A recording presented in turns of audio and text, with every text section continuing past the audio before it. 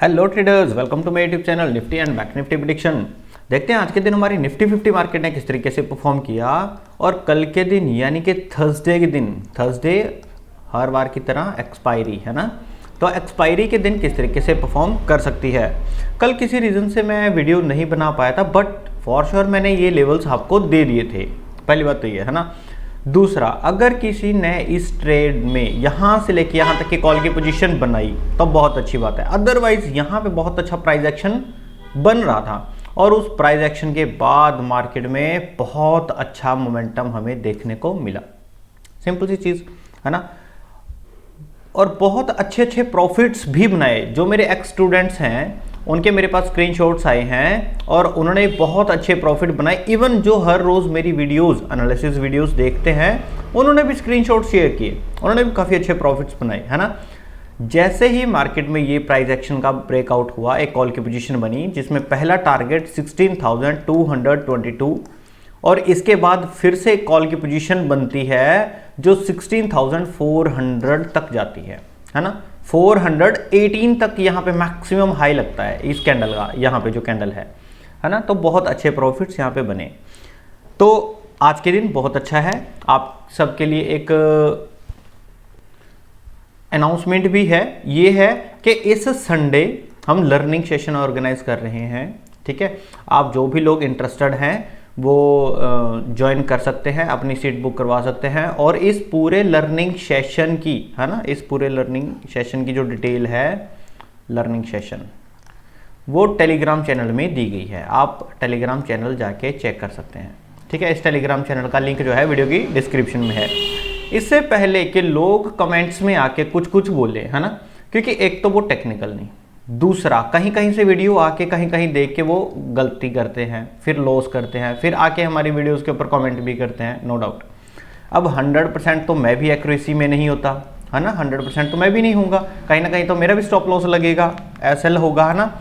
तो कल के दिन जो कमेंट्स मेरे पास आ रहे थे, मैंने उनका चलो एक दो रिप्लाई किया जो जायज़ रिप्लाई था, है ना, वो तो मैंने किया कि आप इसके नीचे जब ले रहे थे, ट्रेड लिया आपने, तो यहां से लेके यहां तक 1 घंटा 50 मिनट 1 आवर 50 मिनट तक मार्केट सस्टेन करती है और यहां पे मैक्सिमम 73 पॉइंट्स तक स्पोर्ट के चार्ट के अंदर हमें नीचे मिलता है।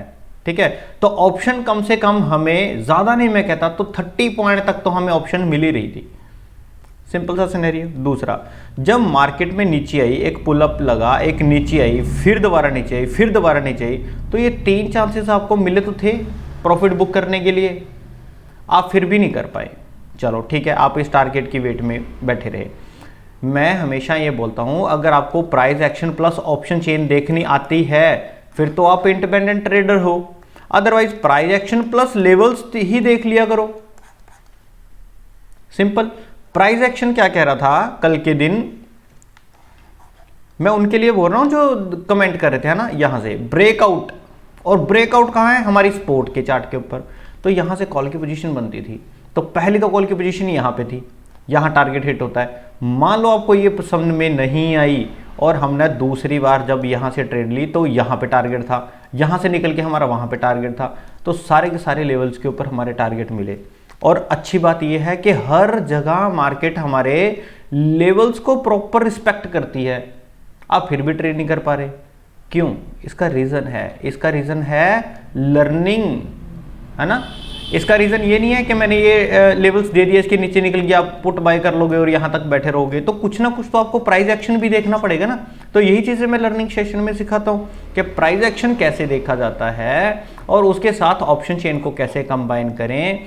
बहुत सारी चीजें ऐसी हैं कि आप ऑप्शन चेन को समझने में आपको थोड़ा सा टाइम लग जाता है, नो डाउट, बट जिस दिन समझ में आ गई तो ये ग्रेट टूल है, सबसे बेस्ट टूल है मार्केट की डायरेक्शन को देखने का।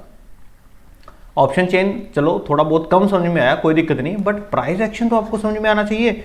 आज भी मार्केट में जबरदस्त प्राइस एक्शन बना हुआ था, देखो क्या समझ में नहीं आया। ये देखो 2 बार रेजिस्ट हुआ, ये मैंने हमेशा बोला R1 R2 R3 मिला, वो जा रहा है, चला ठीक है, सेम एज इट इज। अगर मैं, वैसे मैंने ये बैंक निफ्टी के एनालिसिस में डिस्कस करना था, बट यहां पे देखो R1 R2 R3 अब जो मेरे एक्स स्टूडेंट है वो इस चीज़ को हम बहुत अच्छे तरीके से समझेंगे।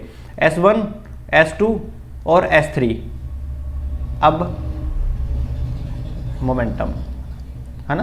तो बहुत अच्छी चीज़ें मार्केट में बनी, बट ये है कि आप सीखना नहीं चाहते, रेदर देन आप उसे 15,000, 20,000, 50,000 गवा दोगे, पूरा का पूरा कैपिटल लॉस कर दोगे, बट सीखना नहीं चाहते। That's it. चलो आपकी इच्छा है ना। देख लेते हैं कल के दिन मार्केट में क्या हो सकता है और क्या कुछ होने की संभावना है। मैं आपके लिए 5 मिनट का चार्ट सेट कर लेता हूँ।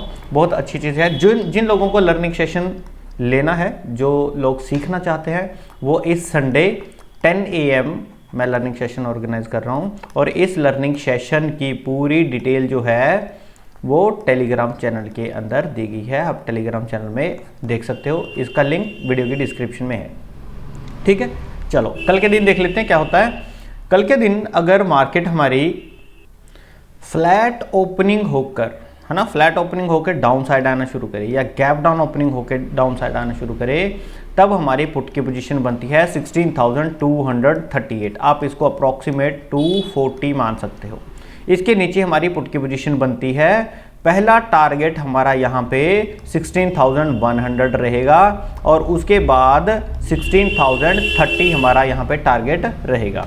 लास्ट टारगेट जहाँ पे हमें निकलना है वो 15,949 रहेगा। सिंपल सा सिनेरियो। अगर आपको टारगेट यहाँ 16,000 तक भी मिल जाते हैं तब भी आप निकल सकते हो, बट 15,949 तक हमारे टारगेट्स कल के दिन रह सकते हैं। कैसे?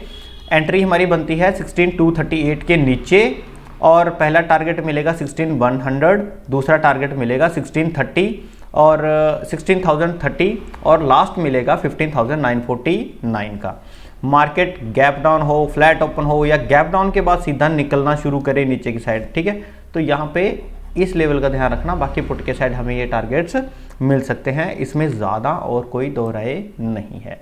अपर की साइड देख लेते हैं। अपर की साइड हमें यहाँ पे 16,400 का लेवल यहाँ पे फंस रहा है, और ये रेजिस्टेंस का काम करेगा। अगर मार्केट फ्लैट ओपन होती है, गैप अप ओपन होती है, प्राइस हमें मिले 16,443, फिर हम फॉर श्योर कॉल की पोजीशन में यहाँ से कंटिन्यू बैठ सकते हैं। पहला टारगेट 16,534 और दूसरा टारगेट 16,604, और लास्ट टारगेट रहेगा 16,700 का। आप फिर यहाँ कहीं आके अपनी पोजीशन जो है बुक कर सकते हो। ये मैंने थोड़ा एक्स्ट्रा बताया, अदरवाइज आपको 600 तक के टारगेट मिल सकते हैं। 700 का इसलिए बताया कि अगर बहुत ज़्यादा गैप अप ओपन मार्केट हो जाती है, फिर वो 16,534 के ऊपर अगर निकलना शुरू करेगी, फिर हमें ये 700 तक के टारगेट मिल सकते हैं। सिंपल सा सिनेरियो है, इसके ज़्यादा मार्केट में कुछ नहीं है। कल है एक्सपायरी, पहली तो बात ये, ठीक है, ये मैंने बताया आपको ऊपर की साइड और नीचे की साइड। कल है एक्सपायरी। एक्सपायरी में दो रेंज यहाँ पे बन के नजर आ रही हैं, ठीक है। जो मेजर और मेन रेजिस्टेंस बिल्डअप हो रही है वो है 16,400 की, ये पहला हमारा R1 बनेगा, और दूसरा यहाँ पे बनती है 16,500 की, ठीक है, ये R2 बनेगा, ये ज़्यादा स्ट्रॉन्ग है। इसके नीचे जो सपोर्ट बन के आई है वो है 16,300 का लेवल, और फिर उसके बाद जो स्ट्रॉन्ग बनेगी वो है सपोर्ट, ये S1 हो गया और ये S2, 16,200 की।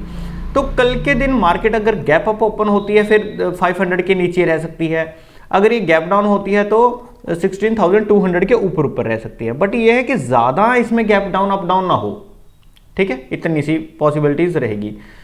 अब जैसे मैंने ये बताया कि अगर मार्केट हमारी फ्लैट ओपन हो जाए इस रेंज के अंदर, अगर अपर के साइड ब्रेकआउट करे तब हम कॉल की पोजीशन लेंगे, अगर इस रेंज के नीचे निकलेगी फिर हम पुट की पोजीशन लेंगे। फिर क्या होगा, एक मोमेंटम, एक डायरेक्शन मार्केट को मिल जाएगी, ठीक है। अदरवाइज मार्केट में जो 500 का ऊपर का लेवल, ठीक है, और 200 का नीचे का लेवल, तो ये एक जोन बन जाता है। अब ये जोन कितने का बनेगा, निफ्टी के अंदर मैक्सिमम भी 100 पॉइंट का ही रहता है, ठीक है। अगर ये मार्केट के अंदर खुला जैसे 400 के आसपास मिला, ठीक है, तो ये 400 और 300 के बीच में रह जाएगा, तब भी 100 के बीच में क्या ट्रेड करोगे आप, है ना। और अगर ये ऊपर के साइड खुला तो ऊपर 500 के बीच में फंस जाएगा यहाँ कहीं। अगर ये नीचे खुला 300 के नीचे तो ये 300 के बीच में फंस जाएगा, 300 और 200 के। तो ये तीन रेंज में से कौन से के अंदर फंसता है उसमें देखने का बनता है, ठीक है।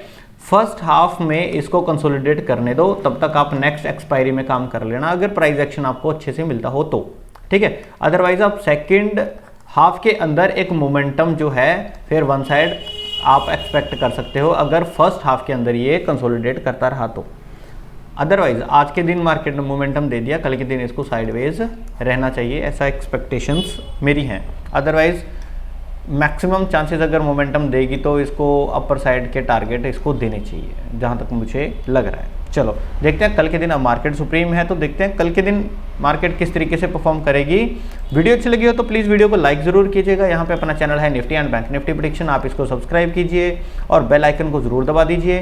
इन वीडियो की डिस्क्रिप्शन में टेलीग्राम चैनल दिया गया है, आप इसको ज़रूर ज्वाइन कर सकते हैं और यहाँ पे बैंक निफ्टी की भी एनालिसिस आ रही है, आप वो भी देख सकते हैं। मिलते हैं कल की वीडियो में, तब तक के लिए थैंक यू।